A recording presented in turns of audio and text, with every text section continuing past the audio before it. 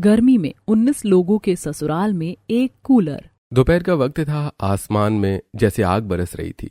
गांव के उस पुराने घर की मिट्टी की दीवारें जिनमें जगह जगह दरारें पड़ी थी अब तंदूर की तरह तप रही थी। छत पर पड़ी टीन की चादरें धूप सोख कर अंदर आग जैसी तपिश फैला रही थी। उस छोटे से घर में कमरे कम, लोग ज्यादा और हवा जैसे कहीं कैद होकर खो गई थी। कोई हाथ में पुराना अखबार लेकर हवा कर रहा था तो कोई गीला गमछा सिर पर रखे बैठा था। बच्चे पसीने से तरबतर थे। अरे ऊपर वाले, ये गर्मी तो हमें जिंदा नहीं छोड़ेगी। अरे जब से उठे हैं ऐसा लग रहा है जैसे शरीर से जान निचोड़ी जा रही है। वहीं पास में बैठी राधिका जी पुराने पंखे से हवा कर रही हैं। सही कह रहे हैं जी, ये गर्मी तो लग रहा है जान लेकर ही मानेगी। पहले इतनी गर्मी नहीं पड़ती थी, लेकिन अब तो। उनकी बात को बीच में काटते हुए कृष्ण मोहन कहते हैं, सही कह रही है माँ, पहले जमाने में इतनी आग नहीं बरसती थी। अब तो मई आते आते ये धूप जान लेने पर उतारू है। बाहर आंगन तप रहा था तो अंदर रसोई किसी भट्टी से कम नहीं थी। एक तो ये गर्मी और ऊपर से भट्टी जैसा चूल्हा, शरीर भी अब जवाब देने को है। दिन हो या रात बस पसीना ही पसीना, कहीं चैन ही नहीं है माँ जी। जिंदगी नरक हो गई है हमारी। काजल, शिवानी को देखो जरा, सुबह से पसीने में भीगी है, कहीं बुखार न चढ़ जाए। माँ मुझे बहुत गर्मी लग रही है। उस घर में जहां सभी लोग पसीने में घुट रहे थे वहीं एक कोना ऐसा था जहां से ठंडी हवा थी। वो कोना था सोनिया का कमरा। उस कमरे का दरवाजा हमेशा बंद रहता था, जैसे वो इस घर का हिस्सा न होकर कोई दूसरी दुनिया हो। अंदर सोनिया कूलर की सीधी हवा के सामने लेटी थी। उसे बाहर की चीख पुकार से कोई सरोकार नहीं था। तभी शिवानी ने दरवाजा खटखटाया। चाची थोड़ी देर अंदर आ जाए, बहुत गर्मी लग रही है। नहीं, बाहर जाकर बैठो, मुझे नींद आ रही है। सोनिया, बच्चे बहुत परेशान हैं, बस 10 मिनट कूलर के सामने बैठ जाने दो। देखो दीदी, साफ बात है, ये कूलर मेरे दहेज में आया है। इस घर की खैरात नहीं है, जिसके पास है वही आराम करेगा। और फिर मेरा बेटा आरव भी तो सो रहा है। सोनिया मायके से थोड़ा सहारा लेकर आई थी और उसी बात का हवाला देकर काम से बचती थी। सास भी यही सोचकर उसे कुछ नहीं कहती थी, इसलिए घर का ज्यादातर काम बाकी लोग ही करते थे। घर में एक कूलर है और वो भी इसकी जागीर। पता नहीं कैसे पत्थर दिल है जो इसका दिल बच्चों के लिए भी नहीं पिघलता। अरे शिवानी, शिव आजा बेटा, मैं तुम्हें हाथ से पंखा कर दूंगी, परेशान मत हो। सूरज तो ढल गया था पर गर्मी ढलने का नाम नहीं ले रही थी। दिन भर किसी ने गीला गमछा सिर पर लपेट कर काटा तो किसी ने बार बार मटके का पानी पीकर। अब रात हुई पर सुकून कोसों दूर था। घर के बीचों बीच बने खुले आंगन में अद्यांश और आकाश बाल्टियों से पानी छिड़क रहे थे। आकाश, जमीन पर जितना पानी डालो ये उतना ही सोख रही है। अंदर कमरों में तो दम घुट रहा है। आज रात आंगन में ही बिस्तर लगाने पड़ेंगे। भैया, बाहर सोना ही बेहतर है क्योंकि अंदर पंखा एक है और दावेदार बहुत सारे हैं। आंगन के एक कोने में काजल और बुआ चारपाइयां बाहर निकाल रही हैं। बुआ के चेहरे पर बरसों की थकान है। वो एक पुरानी चादर झाड़ते हुए गहरी आह भरती हैं। दिन भर काम की चक्की में पिसो और रात को इस खुले आसमान के नीचे अपनी किस्मत करो। चैन की नींद तो जैसे इस घर की चौखट ही भूल गई है। सही कह रही हो बुआ, बदन टूट रहा है लेकिन मुझे नहीं लगता सो पाएंगे आज। अंदर बरामदे में एक पुराना पंखा चल रहा है जो गर्म हवा को बस एक कोने से दूसरे कोने में फेंक रहा है। उसके नीचे बीमार दादा राजीव और दादी राधिका लेटे हैं। शिवानी और शिव उसी पंखे की जद में आने के लिए एक दूसरे से धक्का मुक्की कर रहे हैं। दादी शिव को बोलो उधर हटे, मुझे बिल्कुल हवा नहीं लग रही। चुप हो जाओ बच्चों, बाबूजी बीमार है, उन्हें हवा लगने दो। हाय रे किस्मत, एक पंखा और 100 दावेदार। घर के बाकी लोग बाहर गर्मी में तड़प रहे हैं लेकिन बीच वाले बेटे अरविंद के कमरे का दरवाजा बंद है। मिट्टी की दीवार के उस पार से कूलर के चलने की आवाज साफ सुनाई दे रही है। बाहर आकाश अपनी चारपाई पर लेटा तारों को देख रहा है। उसके दिमाग में गर्मी से ज्यादा अपनी होने वाली पत्नी आरोही का ख्याल था। वो सोच रहा था कि पढ़ी लिखी लड़की इस माहौल में कैसे ढलेगी। क्या वो इस घर में एडजस्ट हो पाएगी? अगर ना हो पाई तो? सवाल बहुत थे लेकिन जवाब अभी एक भी नहीं था। वक्त रेत की तरफ फिसल रहा था। शादी में अब सिर्फ 8-9 दिन बचे थे। जिस घर में खुशियों की शहनाई गूंजनी चाहिए थी वहां सन्नाटा और चिंता थी। गर्मी वैसे ही अपने शबाब पर थी पर अब उस गर्मी से ज्यादा खर्चों की आग परिवार को जला रही थी। अपना मुझे तो समझ नहीं आ रहा कि आकाश की शादी के लिए पैसे कहाँ से आएंगे। हमारे हालात देखकर कोई कर्ज भी नहीं देगा। लेकिन कुछ पैसे तो चाहिए होंगे, आखिर बेटे की शादी है। और हाँ, बहू और जमाई जी भी आ रहे हैं तो खर्च भी बढ़ जाएगा। तभी बाहर एक ऑटो रुकता है। नेहा अपने पति नकुल और बेटी रिया के साथ घर पहुंचती है। उनके पास भी सामान कम और चेहरे पर थकान ज्यादा है। माँ हम आ गए, भाई की शादी है, कैसे भी करके आना ही था। पर ये क्या, यहाँ तो अभी तक कोई तैयारी शुरू ही नहीं हुई। तैयारी दिल से हो रही है नेहा, बस हाथ खाली है। मतलब पैसे की दिक्कत है। अरे दिक्कत नहीं, कमी कह लो। जितना सोचते हैं उससे ज्यादा खर्च निकल आता है। पापा जी, शादी में थोड़ा ऊपर नीचे तो चलता है, आप टेंशन मत लीजिए। लेकिन लोगों की बातें भी चलती हैं। शादी में कमी रह गई तो सबसे पहले वही गिनाएंगे। अरे लोगों की सुनते रहें तो घर चलाना मुश्किल हो जाएगा। मम्मी यहाँ बहुत गर्मी है, हम कहाँ बैठेंगे। रिया मौसी की जान, तुम मेरे पास आ जाओ, वहाँ क्यों खड़ी हो। मौसी बहुत गर्मी लग रही है। आओ इधर बैठो, मैं हवा करती हूँ। अरे तुम लोग भी नहाते ही बातों में लग गए, और आप भी अभी तो आए दोनों, और आप घर के हालात सुनाकर इन्हें और परेशान कर रही हो। नहीं मीरा, वो बस ऐसे ही मुंह से निकल गया। कोई बात नहीं माँ, हम अपने ही हैं, सुन भी लेंगे समझ भी लेंगे। धीरे धीरे सब आंगन में इकट्ठा होने लगे। गर्मी अब भी उतनी ही थी, लेकिन अपनों के आने से माहौल थोड़ा हल्का जरूर हो गया था। नेहा पहले पानी पी लो, सफर से आए हो। हाँ भाभी, गला सूख गया है। थोड़ी देर बाद आंगन के कोने में कृष्ण मोहन, अध्यांश, अरविंद और आकाश बैठे हैं। सामने शादी के कार्ड्स और किराने की एक लंबी लिस्ट पड़ी है। पापा, हलवाई ने साफ कह दिया है बिना एडवांस के वो काम शुरू नहीं करेगा। अरे मुझे तो कुछ भी समझ में नहीं आ रहा है। पापा, मेरी वजह से आप सब इतना परेशान हैं। अगर पैसे नहीं है तो हम सादगी से शादी कर लेते हैं। तभी सपना अंदर से आती है। वो धीरे से अपने गले की इकलौती सोने की चेन उतारती है, वही चेन जो उसने अपनी शादी के बाद से कभी नहीं उतारी थी। ये लो, इसे सुनार के पास रखो, जो भी पैसे मिले उससे हलवाई और बाकी खर्च देख लो। नहीं माँ, ये आपकी इकलौती निशानी है। बेटा, घर की इज्जत से बढ़कर कोई जेवर नहीं होता। ये चेन तो फिर बन जाएगी, पर मेरे बेटे की खुशी और खानदान की नाक दोबारा नहीं मिलेगी। इसी माहौल के बीच सोनिया अपने कमरे से बाहर निकलती है। उसे घर की इस तंगी से कोई फर्क नहीं पड़ता। मम्मी जी, चेन बेचनी पड़ रही है तो बेचिए, पर याद रखिएगा मेरे कमरे का कूलर कोई हाथ नहीं लगाएगा। शादी घर की है, मेरे कमरे की नहीं। सोनिया के उन कड़वे शब्दों ने जैसे पूरे घर को एक अनचाही खामोशी में डुबो दिया था। पर वक्त कहाँ रुकता है। उसी गहमा गहमी में और सोने की चेन के बदले मिले थोड़े से सुकून के साथ शादी की रस्में आगे बढ़ी।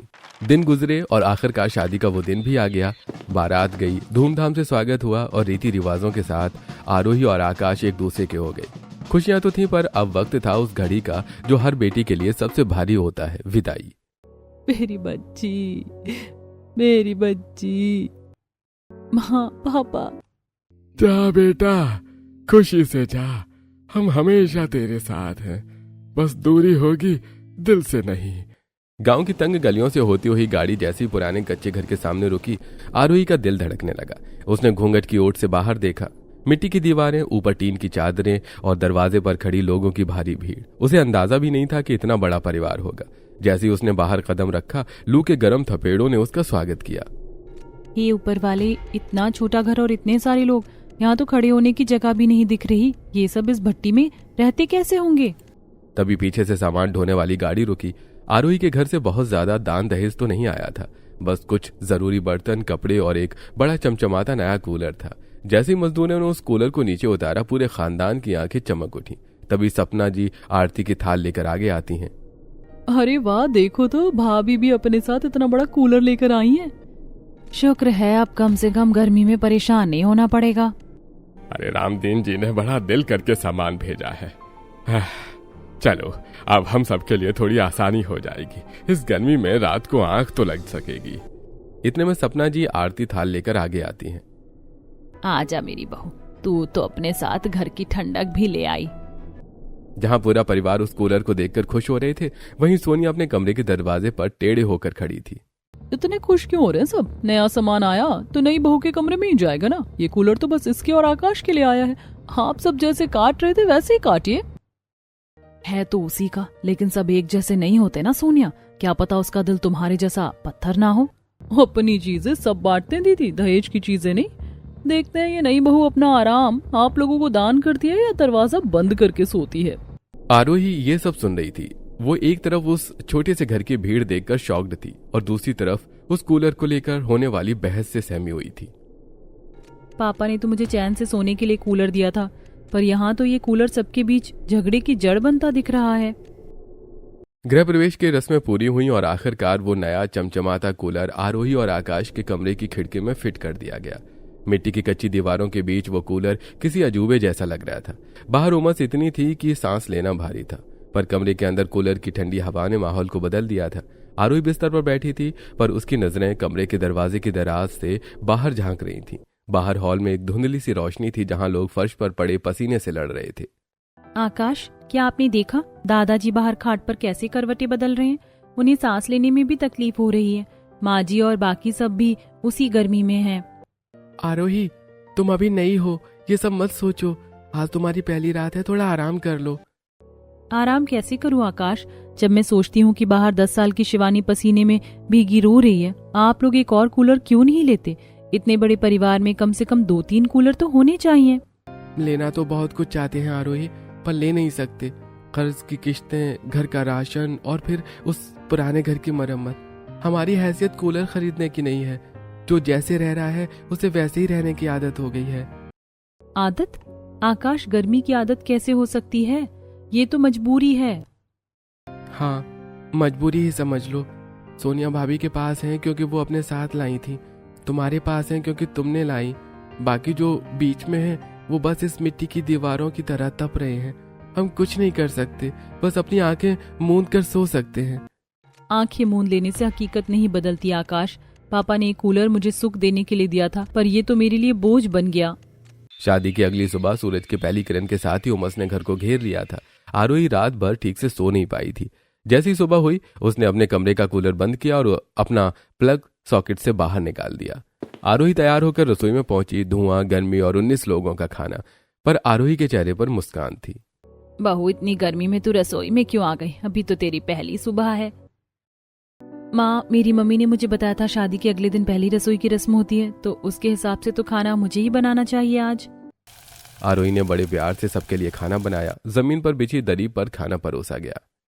वाह बहू, खाने में तो जादू है तेरे। अरे आज बड़े दिनों बाद घर में खुशियों का स्वाद आया है। अरे जीती रहो बहू। आज अरसे बाद इस बूढ़े को खाने में वो स्वाद मिला। जुबान तो क्या, मेरा दिल दुआ दे रहा है तुझे। आज इस खाने ने बता दिया कि तू सच में इस घर की अन्नपूर्णा है। बस दादाजी, आप सबको पसंद आया? मेरी मेहनत सफल हो गई। सही कह रहे हैं जी, बहू ने इस उमस भरी रसोई में जिस प्यार से खाना बनाया उसी का स्वाद है ये। आज घर में सब बहुत खुश थे। दोपहर के 2 बज रहे थे। घर की बिजली बार बार कम ज्यादा हो रही थी। सोनिया अपने कमरे में कूलर चलाकर सो रही थी और हॉल में वो इकलौता पुराना पंखा धीरे धीरे चल रहा था। तभी अचानक एक जोरदार आवाज हुई और पूरे घर में तारों की गंध फैल गई। अरे, मेरा कूलर रुक क्यों गया? ये धुआं कहाँ से आ रहा है? शॉर्ट सर्किट हुआ है, वोल्टेज अचानक बढ़ गया। सब लोग सोनिया के कमरे की तरफ भागे। सोनिया के कूलर से काला धुआं निकल रहा था। साथ ही हॉल में लगा वो इकलौता पुराना पंखा भी पूरी तरह फूक चुका था। अब क्या होगा? एक यही तो सहारा था इस गर्मी में, वो भी चला गया। अब इस भट्टी में ये मासूम बच्चे और बीमार बाबूजी कैसे रहेंगे? हरी किस्मत ही फूटी है हमारी। एक मुसीबत खत्म नहीं होती, दूसरी सिर पर आ जाती है। अब इस लोहे के टुकड़े को ठीक करने के पैसे कहाँ से आएंगे?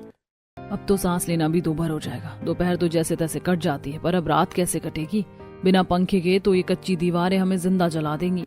मम्मा, बहुत गर्मी लग रही है, पंखा चलाओ ना, मेरा दम घुट रहा है। शॉर्ट सर्किट ने न सिर्फ पंखा और कूलर फूका था, बल्कि घर की बिजली की लाइनों को भी हिला दिया था। आकाश तुरंत भागकर मोहल्ले के बिजली वाले राजू मिस्त्री को बुला लाया। राजू ने सब मेन बोर्ड को देखा तो उसके चेहरे की गंभीरता ने सबकी धड़कनें बढ़ा दी। अरे भैया, बहुत काम बड़ा है। वोल्टेज के झटके से पूरे कूलर की मोटर जल गई और पंखे की वाइंडिंग उड़ गई है। अगर इन सबको ठीक कराना है, वायरिंग बदलनी है, तो कम से कम 7,000 का 8,000 का खर्चा आ जाएगा। 7-8 अरे राजू, अभी तो बेटे की शादी में घर का आखिरी तिनका तक बिक गया। माँ की सोने की चेन तक साहूकार के पास गिरवी पड़ी है। इतने पैसे हम कहाँ से लाएंगे? राजू बेटा, कुछ ऐसा नहीं हो सकता कि बस लाइट ठीक हो जाए? हाँ ठीक है, एक काम करता हूँ, मैं बस जली हुई वायरिंग को बाईपास कर देता हूँ ताकि घर की लाइट और प्लग पॉइंट चलने लगे। इसमें ज्यादा खर्चा नहीं आएगा। मिस्त्री ने लाइट तो ठीक कर दी, पर घर का इकलौता पंखा और सोनिया का कूलर अब बस शो पीस बनकर रह गए थे। उमस ऐसी थी कि बदन से पसीना रुकने का नाम नहीं ले रहा था। पूरे घर में बस एक ही जगह थी जहां सुकून था, आरोही का कमरा। अब घर के 17 लोगों की नजरें तो उसी कमरे पर थीं, पर नई बहू से सीधे कैसे कहें कि हमें कूलर में बैठना है। बस यहीं से बहानों का खेल शुरू हुआ। दादी हाथ में एक खाली गिलास लेकर धीरे से आरोही के कमरे के दरवाजे पर पहुंची। बहू वो क्या है ना, बाहर वाले मटके का पानी बहुत गर्म हो गया, तेरे कमरे में सुराही रखिए, जरा एक गिलास पानी पिला दे। अरे दादी जी आप अंदर आइए ना, बाहर बहुत गर्मी है, यहीं बैठकर पानी पी लीजिए। दादी अंदर गई, पानी पिया और फिर कूलर के सामने ऐसी जमी कि उठने का नाम ही नहीं लिया। इतने में नेहा अपनी बेटी रिया को लेकर अंदर आ गई। भाभी वो रिया की फ्रॉक का बटन ढीला हो गया, बाहर तो पसीने से आंखों के आगे अंधेरा आ रहा है, सुई में धागा ही नहीं जा रहा। तेरे कमरे की लाइट साफ है, यहीं टाँका लगा लूं? हाँ हाँ दीदी बिल्कुल, रिया तुम यहाँ कूलर के सामने बैठ जाओ। और तभी काजल अपने बच्चे शिवानी और शिव को लेकर आ गई। आरोही इन बच्चों का होमवर्क बाकी है, बाहर तो ये गर्मी में बिलबिला रहे हैं, 2 मिनट यहाँ कोना मिल जाता तो ये अपना काम कर लेते। देखते ही देखते आरोही का कमरा कोई पब्लिक पार्क बन गया। बहानों से शुरू हुआ सिलसिला अब कब्जे में बदल चुका था। दोपहर ढली और रात हुई, पर कोई भी बाहर जाने को तैयार नहीं था। 19 लोगों का वो परिवार अब उस छोटे से कच्चे मिट्टी के कमरे में सिमट गया था। मैंने तो सोचा था सब थोड़ी देर हवा खाकर चले जाएंगे, पर यहाँ तो करवट लेने तक की जगह नहीं बची। पापा ने ये कूलर मुझे सुकून के लिए दिया था, पर आज मुझे ही दीवार से चिपक कर बैठना पड़ रहा है। आरोही बहुत दिक्कत हो रही है, मैं बोलूं सबको बाहर जाने को? नहीं आकाश रहने दीजिए, मैं जैसे तैसे काट लूंगी रात। रात के सन्नाटे में जब सब सो रहे थे तभी सोनिया दबे पांव उठी। उसने देखा कि कूलर की हवा सफर बराबर जा रही है। उसने चुपके से कूलर की ग्रिल घुमाई और पूरा रुख अपनी और अपने बेटे आरव की तरफ कर लिया। बाकी लोग पसीने से छटपटाने लगे। काजल की आंख खुल गई। सोनिया ये क्या बदतमीजी है, कूलर का रुख अपनी तरफ क्यों कर लिया? यहाँ 19 लोग सो रहे हैं, सबको हवा लगनी चाहिए। देखो दीदी मुझसे मत लड़ो, मेरे बेटे आरव को शुरू से कूलर की आदत है, वो पसीने में नहीं सो सकता। तुम्हारे बच्चे तो वैसे भी बाहर फर्श पर सोने की आदी है, उन्हें क्या फर्क पड़ता है? सोनिया शर्म करो, ये कूलर आरोही के दहेज का है, तुम्हारा नहीं। वो बेचारी खुद कोने में पसीने में भीगी बैठी है ताकि सब सो सके, और तुम अपनी मनमानी कर रही हो। दहेज उसका है तो क्या हुआ, घर तो मेरे ससुर का है ना। और मुझसे ज्यादा बहस मत करना, मैं चुप रहने वाली नहीं हूँ। अगर मेरा बेटा नहीं सोया तो मैं सबको जगा दूंगी। रात भर उस कमरे में 19 लोगों की घुटन और सोनिया की बदतमीजी ने आरोही की आंखों से नींद छीन ली थी। सुबह जब सूरज की पहली किरण के साथ रसोई का चूल्हा जला तो आरोही की लाल आंखें और भारी सिर उसकी थकावट साफ बयां कर रहे थे। वो रसोई में काजल के साथ रोटियां बेल रही थी, पर आज उसके हाथों में वो फुर्ती नहीं बल्कि एक अजीब सी झुंझलाहट थी। आरोही तू ठीक तो है ना? रात भर सोई नहीं क्या? थोड़ी देर लेट जा, मैं संभाल लूंगी। कैसे सोती भाभी, जहाँ पैर रखने की जगह ना हो वहाँ नींद कहाँ आती है, और ऊपर से पूरी रात की वो खिटपिट। तभी पड़ोसन सरस्वती जी मोहल्ले की हर खबर पर नजर रखती हैं, दहलीज पर आ खड़ी हुई। नहीं नवेली बहू के क्या हाल है? सुना है पूरा घर बहू के कमरे की ठंडी हवा का दीवाना हो गया। क्यों बहू, रात में कैसी नींद आई? 19 लोगों के बीच तो बड़ा मेला लगा होगा। चाची जहाँ पैर फैलाने की जगह ना हो वहाँ नींद कहाँ आती है, बस सुबह होने का इंतजार था। अरे भाभी अभी से ऐसे बोलने लगी, भाई की शादी है, अब मेहमान आए हैं, अब गर्मी लग रही थी तो आपके कमरे में चले गए, इसमें इतना नाटक दिखाने की क्या बात है? एक ही दिन में आप तो ऐसे थक गई जैसे पता नहीं क्या कर दिया हो। आरोही का दिल भर आया। उसने रात भर खुद को तकलीफ दी ताकि सब सो सके, और अब उसे नाटक सुनने को मिल रहा था। उसकी आंखों में पानी भर आया। वो झुंझलाहट में बोल पड़ी, दीदी ये नाटक नहीं है, मैं रात भर एक कोने में दीवार से चिपक कर बैठी रही ताकि सब चैन से सो सके। मैंने किसी को मना नहीं किया, पर क्या एक बार भी किसी ने मुझसे पूछा कि मैं सोई हूं या नहीं? लो भाई देवरानी जी का एहसान शुरू हो गया, 2 दिन कूलर क्या चला दिया, अब ये सबको गिनाएंगी। नेहा छोड़ो इसे, ये तो बस अपनी महानता दिखाना चाहती है। मुझे कोई महानता नहीं दिखानी सोनिया भाभी, अगर आप सबको लगता है कि मैं एहसान जता रही हूँ तो ऊपर वाला जाने मैं क्या करूँ। क्यों सोनिया बहू, अब तक तो इस घर में तेरी तूती बोलती थी, तेरा कूलर राज करता था, पर अब तो लगता है तेरे दिन गए। ये नई वाली तो बिल्कुल अलग मिट्टी की है, देख लेना, ये तुझे और तेरे नखरों को ठिकाने लगा कर ही दम लेगी। अब तो कूलर भी उसका और हवा भी उसकी, तो तो बस पसीना पोंछती रह जाएगी।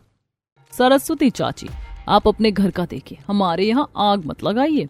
अरे मैं कहाँ आग लगा रही हूँ, आग तो इस कूलर ने लगाई है, मैं तो बस ये देख रही हूँ कि पढ़ी लिखी बहू इस घर के पुराने खिलाड़ियों को कैसे सीधा करती है। चलो मुझे क्या, मैं तो चली अपना काम देखने। सरस्वती इतना कहकर मजे लेती हुई मटकती हुई बाहर निकल गई, पर उसके शब्दों ने सोनिया के मन में नफरत का जहर और गहरा कर दिया। आरोही भाभी आपके इस एक दिन के नाटक ने पड़ोसियों को बातें बनाने का मौका दे दिया। दीदी बातें मैंने नहीं, आप लोगों के बर्ताव ने दी। हाँ, आपसे तो बात करना ही खराब है। मैं जा रही हूँ। और हाँ, नकुल भिंडी की सब्जी खाएंगे। दोपहर की चिलचिलाती धूप में रसोई का भारी काम निपटाकर आरोही अधमरी सी हो गई थी। एक तो शरीर पसीने से तरबतर था और ऊपर से सुबह के तानों ने उसे मानसिक रूप से थका दिया था। काजल ने सब उसकी हालत देखी तो उसका दिल पसीज गया। आरोही तू जा, थोड़ी देर अपने कमरे में लेट जा, मैं बाकी देख लूंगी। रात भर तू जागती रही, कम से कम थोड़ी देर कूलर के सामने आंख तो लग जाएगी। आरोही लड़खड़ाते कदमों से अपने कमरे में आई। कूलर की ठंडी हवा का झोंका जैसे ही उसके चेहरे पर लगा, उसे लगा जैसे कोई नई जान आ गई हो। उसने बस आंखें मूंदी ही थीं कि तभी धड़ाम से दरवाजा खुला और सोनिया अपने बेटे के साथ अंदर घुस आई। अरे यहाँ तो बड़ा सन्नाटा है। आरव, जा जाके ठीक कूलर के सामने बैठ जा, बाहर तो जान निकल रही है। आरोही हड़बड़ाकर उठ बैठी। सोनिया ने बिना कुछ पूछे कूलर की ग्रिल घुमाई और पूरी हवा अपनी तरफ कर ली। तभी काजल भी पीछे से आ गई। सोनिया, ये क्या कर रही है तू? अभी तो बेचारी लेटी है, तूने देखा नहीं? सुबह से काम में लगी थी और रात भर वो सोई नहीं। उसे थोड़ा तो चैन लेने दे। अरे दीदी, आप तो ऐसे वकालत कर रही हैं जैसे कोई महारानी हो। हम क्या इसके कमरे में सांस भी ना ले? कूलर चल रहा है तो सबको हवा मिलनी चाहिए। हवा सबको मिल रही थी, पर तुमने तो पूरा कूलर अपनी ही तरफ कर लिया। अभी घर में कोई मर्द भी नहीं है, सब बाहर गए। कम से कम अब तो इसे सुकून लेने दे। ये कूलर इसी की है, मेरा नहीं है। तो क्या हुआ, घर तो मेरे ससुर का है ना। और काजल दीदी, आप ना ये महारानी वाला नाटक बंद करिए। रात भर सोई नहीं तो क्या एहसान किया? हम भी तो वहीं पड़े थे। भाभी, मैं एहसान नहीं जता रही, बस मेरा सिर बहुत दर्द कर रहा है। काजल भाभी सही कह रही है, कम से कम अभी तो थोड़ा सुकून दे दीजिए। सुकून चाहिए तो मायके जाकर कूलर में बैठती। यहाँ गाँव में तो सबके साथ ऐसा ही होता है। आरव, तू मत हटना वहां से, देखते हैं कौन हटाता है तुझे। काजल बेबसी से आरोही की तरफ देखने लगी। आरोही को समझ आ गया था कि इस घर में दीवारें भले ही कच्ची हों, पर लोगों के दिल कठोर हैं। शाम ढली, थके हारे सब घर लौटे। खाना हुआ, रात हुई और देखते ही देखते आरोही का कमरा फिर से 19 लोगों से भर गया। बच्चों की चिड़चिड़ाहट और सोनियों की बड़बड़ाहट जब बर्दाश्त से बाहर हुई तो वो आरोही चुपचाप उठी और बहाने से बाथरूम में चली गई। मैं यहाँ कैसे रहूंगी? मुझे घुटन हो रही है, मैं नहीं रह पाऊंगी यहाँ। मेरा अपना कोई कोना नहीं, मेरी अपनी कोई जगह नहीं। क्या पूरी जिंदगी मुझे ऐसे ही गुजारनी होगी? मुझे डर लग रहा है। आरोही को अंदाजा नहीं था कि उसकी सिसकियां बाहर खड़ी उसकी सास सुन रही है। जब आरोही आंखें पोंछकर बाहर निकली तो सामने सास को देखकर डर गई, लेकिन सपना जी ने उससे बड़े प्यार से कहा, बेटा, मुझे पता है तुझे बहुत दिक्कत हो रही है। अभी 2-3 दिन तो हुए हैं तुझे इस घर में आए और तुझे अपनी प्राइवेसी तक नहीं मिल पा रही। पर बेटा, तू देख रही है ना हालात। मैं समझती हूँ, मैं बस थोड़ा परेशान हो गई थी। हालात सही होते तो हम कभी तुझे परेशान ना करते, पर ये घर, ये गर्मी और ये तंगी हमें मजबूर कर देती है। रात के सन्नाटे में जब सब सो गए, आरोही ने आकाश को धीरे से जगाया और एक तरफ ले गई। आकाश, सुनिए, ये कूलर मेरे कमरे में है, इसीलिए रोज कलेश हो रहा है और मेरी प्राइवेसी भी खत्म हो गई है। एक काम करते हैं, ये कूलर हम बाहर बरामदे में लगवा देते हैं। आपकी पूरी फैमिली को इसकी जरूरत है, सब आराम से सो पाएंगे। अगर ये बाहर चला गया तो तुम इस भट्टी जैसे कमरे में कैसे रहोगी? आप हमारे कमरे के लिए छोटा कूलर खरीद लीजिएगा। आरोही, काश आसान होता, पर सच ये है कि मेरी जेब में अभी एक पंखा खरीदने तक के पैसे नहीं हैं। माँ ने शादी के लिए अपनी आखिरी सोने की चेन गिरवी रखी है। घर पहले से कर्जे में है। हम तीनों भाई जो कमाते हैं राशन और किश्तों में चला जाता है। आकाश, मुझे नहीं पता कि हालात इतने खराब हैं। आप परेशान मत होइए, पर कुछ तो करना पड़ेगा। रात भर आकाश की बेबसी सुनने के बाद आरोही सो नहीं पाई। उसने ठान लिया था कि वो शिकायत नहीं करेगी, बल्कि अपनी तरफ से कोशिश करेगी। सुबह के 4 बज रहे थे। गांव में पुरानी मान्यता है कि गोबर और मिट्टी से लीपने पर कच्ची दीवारें और फर्श ठंडे रहते हैं। आरोही उठी, उसने अपनी महंगी साड़ी बदली और पुरानी साड़ी पहनकर आंगन और दीवारों को लीपना शुरू किया। आरोही, ये क्या कर रही है तू? अभी तो तू नई दुल्हन है, ये सब काम हम कर लेंगे। नहीं भाभी, मैंने सुना है कि इससे घर ठंडा रहता है। जब तक घर की तपिश कम नहीं होगी, सबके मन की कड़वाहट नहीं जाएगी। मैं बस सबको थोड़ा सुकून देना चाहती हूँ। तभी सोनिया हाथ में तौलिया लिए बाहर निकली। वाह भाई वाह, ये लीपना पोतना इसलिए हो रहा था कि रात को कोई इसके कमरे में ना आए। सोच रही है घर ठंडा हो जाएगा तो सब बाहर सोएंगे और ये अकेले कूलर की हवा खाएगी। बड़ी चालाक निकली तू तो। भाभी, ये मैं क्यों कर रही हूँ ये मुझे पता, आपको जो समझना है समझिए। बाहर बरामदे में दादाजी ये सब सुन रहे थे। सोनिया के तानों और रात की किचकिच ने दादा ससुर के स्वाभिमान को झकझोर दिया था। उन्हें महसूस हुआ कि एक नई बहू जो मेहमान जैसी है, उसके कमरे में पूरा घर घुसकर उसकी आजादी छीन रहा है। उन्होंने आकाश को अपने पास बुलाया और कहा, अरे बेटा, आज से मैं बहू के कमरे में नहीं जाऊंगा। वो बच्ची है, उसे भी अपनी जगह चाहिए। हम बूढ़े लोग इस गर्मी के आदी हैं, पर उसका दम घुटता है। पर दादाजी, बाहर तो आग बरस रही है, आपकी तबीयत। उन्होंने फैसला किया कि अब वो बहू के कमरे में नहीं जाएंगे। दोपहर में दादाजी बरामदे में ही पड़े रहे। गर्मी इतनी बड़ी कि अचानक उनके हाथ पैर ठंडे पड़ने लगे और वो बेसुध होकर खाट से नीचे गिर पड़े। आकाश, माँ जी जल्दी आइए, दादाजी को क्या हुआ? सब लोग आए। दादाजी को कूलर के सामने लिटाया गया। आरोही और आकाश दादाजी के पास बैठे थे। आकाश, दादाजी ने मेरी और सोनिया भाभी की बातें सुन ली थी, इसीलिए वो कमरे में नहीं आए। आकाश, हमें कुछ करना चाहिए। पर आरोही, तुम जानती हो मेरे पास अभी पैसे। आप फिक्र मत कीजिए। सरस्वती चाची कह रही थी कि पास वाले स्कूल के बच्चों को ट्यूशन पढ़ाने वाली टीचर चाहिए। मैं आज ही उनसे बात करूंगी। दादाजी की तबीयत बिगड़ने से आरोही को झकझोर दिया था। उसने समझ लिया था कि सिर्फ शिकायत करने से काम नहीं चलेगा। उसे इस घर की गरीबी और तंगी का हल निकालना होगा। आरोही पढ़ी लिखी थी। उसने अपनी शिक्षा को अपना हथियार बनाया। उसने सरस्वती चाची के जरिए मोहल्ले के 15 बच्चों को ट्यूशन पढ़ाना शुरू किया और साथ ही पास के बुटीक से सिलाई का थोक काम उठा लिया। आरोही, सो जाओ, सुबह 4 बजे उठना है तुम्हें। नींद बाद में पूरी होगी। अब जो ये इतने कपड़ों का ऑर्डर लिया है, इन्हें भी तो पूरा करना है। आरोही सुबह 4 बजे उठकर घर का काम करती, फिर दोपहर भर सिलाई और शाम को बच्चों को ट्यूशन। उनकी लगन देखकर सरस्वती चाची ने उसे अपनी बेटी माना और स्कूल के ट्रस्ट से बात करके उसे 3 महीने का एडवांस पेमेंट एक साथ दिलवा दिया। ये ले बहू, तेरी मेहनत की कमाई पूरे 45,000 रुपए। 3 महीने का एडवांस। पढ़ी लिखी बहू ने इस घर की तकदीर बदल दी। जा अब इस घर के कलेश को ठंडक में बदल दे। एक दोपहर जब घर के सभी मर्द काम पर थे और सोनिया पड़ोस में गई थी, आरोही ने मिस्त्री राजू को बुलाया। उसके पास अब अपनी मेहनत की कमाई थी। राजू भैया, सबसे पहले तो ये नया पंखा हॉल में लगाइए और ये जो मेरा बड़ा वाला कूलर है, इसे उखाड़कर हॉल की उस बड़ी खिड़की पर लगा दीजिए, जहाँ से इसकी हवा दादाजी के बरामदे और आंगन तक जाए। और हाँ, ये नया छोटा कूलर मेरे कमरे के लिए। अरे सोनिया भाभी का जला हुआ कूलर। राजू भैया, सोनिया भाभी का कूलर है ना, उसकी मोटर बदल दीजिए, अच्छे से सर्विसिंग करवा दीजिए, एकदम नया जैसा हो जाना चाहिए। जिन्होंने कभी आपको सुकून नहीं दिया, उनका कूलर ठीक करवा रही हो आप। भैया, बदला लेना मेरा काम नहीं, और काजल भाभी के कमरे के लिए ये नया कूलर लगा दीजिए।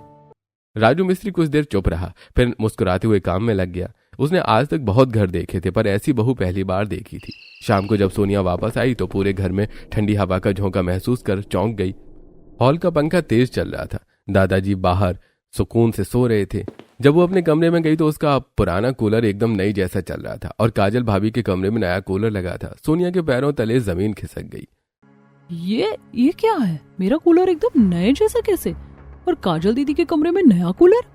सोनिया, ये सब आरोही ने किया है। उसने दिन रात एक करके ट्यूशन पढ़ाई, सिलाई की और अपनी पहली कमाई से तेरा पुराना कूलर एकदम नए जैसा सर्विस करवाया और मेरे कमरे के लिए नया कूलर लाई। मतलब उसने मेरे लिए भी? हाँ सोनिया, जिसे तूने एक दिन भी अपना नहीं माना, उसी ने सबसे पहले तेरा सोचा। रसोई में आरोही बाहर निकली और सोनिया को देखते ही रुक गई। माफ कर दे छोटी, मैं जलन में अंधी हो गई थी। जिसे दुश्मन समझ रही थी, उसी ने मेरे सुकून का सोचा। सच में तो इस घर की लक्ष्मी है। भाभी, परिवार में कोई छोटा बड़ा नहीं होता, बस अब सब चैन से सोएंगे। उस रात का नजारा बदला हुआ था। 19 लोगों का वो परिवार आज एक कमरे में भीड़ लगाकर नहीं, बल्कि अपने अपने कमरों में सुकून से सो रहा था। आंगन में ठंडी हवा थी और दिलों में एक दूसरे के लिए इज्जत। आकाश ने गर्व से आरोही की तरफ देखा। तुमने कर दिखाया आरोही। हमने किया आकाश, मैं अकेली कहाँ थी। एक पढ़ी लिखी बहू ने अपनी मेहनत और समझ से एक टूटते हुए घर को जोड़ दिया था। गर्मी वही थी, पर अब उस घर में ठंडक थी, दिलों में भी और कमरों में भी।